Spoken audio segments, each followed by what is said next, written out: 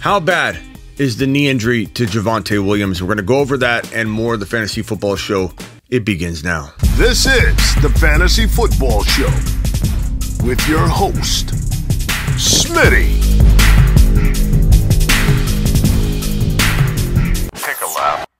So we have two injuries that I want to talk about. One is Jonathan Taylor. I just released a video on JT talking about buying low, maybe holding, not really an opportunity to sell high, but JT is panic chamber material for week number 5. We'll be talking about JT and all kinds of ways to trade for him, avoid him, hold him, or just sit there and panic like a scared individual because we're freaking out, right? And then we got this news right here. Javonte Williams' knee injury. He suffered a knee injury in the week 4 contest, and it looks to be what is probably either a knee sprain or a hyperextended knee. When you do that, you could have potential meniscus tearing because the meniscus padding in between the knees gets torn whenever the knee has any kind of trauma, forward or backward. It didn't look like an ACL tear, but you never know, because ACL tears can happen with just the slightest little shift left or right. They can snap pretty easily with different pressure, and even when you're cutting, not non-contact injuries. People suffer ACL injuries all the time without getting hit. So it's possible there is a tear like that, but it doesn't look like it at the surface level. It looks like a hyperextended knee,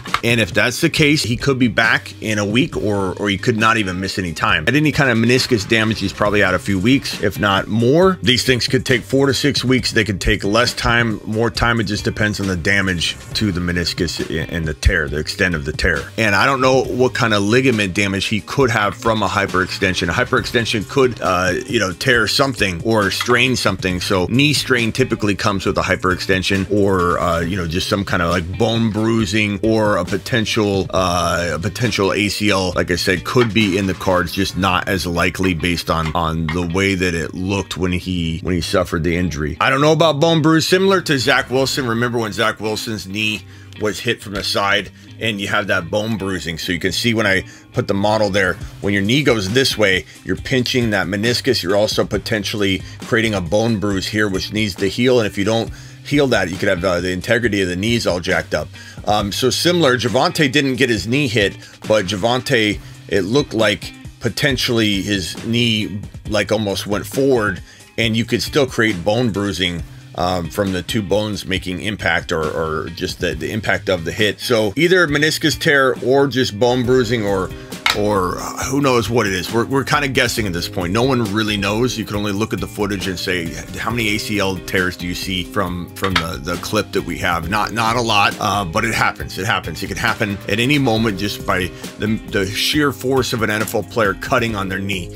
So I'll have more information on Javonte. For right now, all I got for you is that it looks like a knee sprain. Probably going to be a count on him being out for at least a week or two. Hopefully, that is our best case scenario. Hopefully, we aren't looking at a torn meniscus where, again, he pinched and damaged the meniscus and then got to go in and repair it, which could be, it depends on the severity of it. It could be a 2, 3, 4, 5, 6 week injury. Hopefully he's not out for the year. I do have to say I'm frustrated with Hackett and how he used him in particular in this game, and Melvin Gordon fumbling again, and Hackett finally ready to turn to Javonte, and then Javonte gets hurt. The luck is unbelievable. Hackett is a horrible coach, and I'm just frustrated. I know a lot of you are frustrated too, and now it looks like Boone might be the backup. Who knows? I think they probably turned to Melvin again, and they have a talk with him. Hey, hold on to the football. But Boone's going to be on the waiver wire pickup list, as well as Melvin Gordon for week number 5. Unfortunately, they are going to be kind of near the top of the list. I hate even saying that. I hate those words coming out of my mouth. We adjust and adapt. I wish I could prevent injury. I wish I could, but I can't. And this situation was hard to avoid. Javonte's not an injury-prone player by any means, so this isn't something you could have seen coming. He was just about to get unleashed a little more than normal, I think, because Melvin Gordon has continued to disappoint, fumbling his 4th time on the year, and Javonte's season was at our fingertips. Hopefully, it still is. Hopefully, this is not a big deal. Check back with me. And this news right here, breaking from Adam Schefter right now, kind of confirming what I just already recorded here. Javonte Williams left the locker room on crutches. Nathaniel Hackett said that both Williams and Gregory will get an MRI in the morning. So as I said earlier, we probably won't know tonight. We'll find out more tomorrow. But on crutches, not a good sign, but the fact that we aren't being told it's an ACL tear right now probably indicates that it isn't, because they usually kind of know that. They can do some testing on site if there's some, you know, when they take the knee, they basically take the knee and they do a test where they pull on it, and if it has a lot of movement sliding forward, then you know that ACL isn't there keeping the knee joint tight. It's, you know, slipping. And so probably his ACL is intact.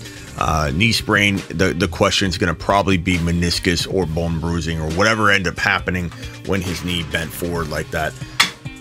Stay hopeful. I'll also have more of an update on the high ankle sprain that JT suffered. I have more information on that, or I'll have more information on that later, probably tonight or tomorrow. They're going to look at both of these guys, and what we should know, we could know a little later on Javonte, but we'll most likely find out more details tomorrow on both Javonte Williams and Jonathan Taylor. But if I get any word on any confirmation on either of their injuries, Jonathan Taylor's high ankle sprain or Javonte Williams' knee, I will certainly go live or post an update video giving you that information. So subscribe if you're new, smash the thumb up button, smash that thumb up button recklessly like AB in a public pool, and make sure you check out thefantasyfootballshow.com for all your rankings, bold predictions, trade calculator, text, one-on-one text advice, and I'll see you all on the next video. This is the Fantasy Football Show with your host,